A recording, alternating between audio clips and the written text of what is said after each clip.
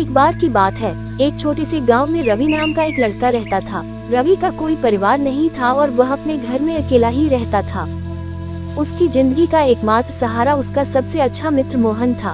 मोहन रवि के साथ ही रहता था और दोनों एक दूसरे के बिना अपने जीवन की कल्पना भी नहीं कर सकते थे।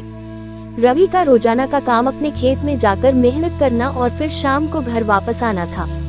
उसके पास खेत और घर दोनों थे, लेकिन कोई भी परिवार नहीं था।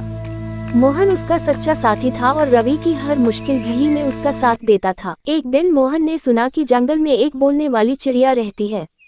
ये चिड़िया अद्भुत थी और कहते थे कि जो भी उसे देखेगा उसकी सभी इच्छाएं पूरी हो जाएंगी। मोहन ने रवि से कहा, रवि, क्या तुम मेरे साथ उस चिड़िया को ढूंढने चलोगे? रवि ने उत्साह से जवाब दिया, हाँ, मैं भी उस चिड़िया के बारे में जानता हूँ और मुझे भी उसे देखना है। इतना कहकर दोनों ने यात्रा की तैयारी शुरू कर दी। अगले दिन सवेरे सवेरे रवि और मोहन जंगल की ओर चल पड़े।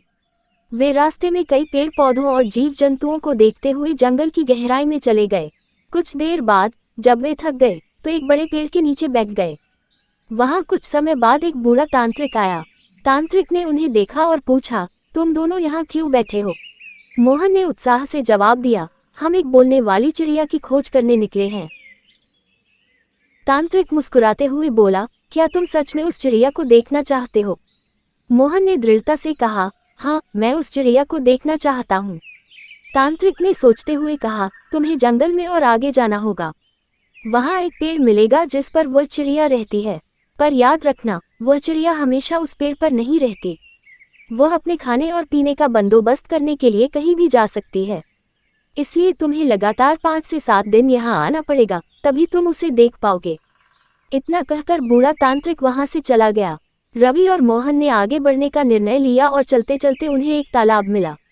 उस तालाब को देखकर वे बहुत खुश हुए और वहीं पर कुछ देर के लिए आराम किया। तालाब से कुछ दूरी पर उन्हें एक बड़ा पेड़ दिखा। उन्होंने सोचा कि शायद यही वह पेड़ है जहां वह चिड़िया रहती है। दोनों ने चिड़िया को आवाज लगाई, हे चिड़िया, हम यहाँ हैं, हमें तुमसे बात करनी है और मिलना है। लेकिन कोई जवाब नहीं मिला। चिड़िया वहां नहीं थी। सच तो ये था कि वहां ऐसी कोई भी चिड़िया नहीं थी।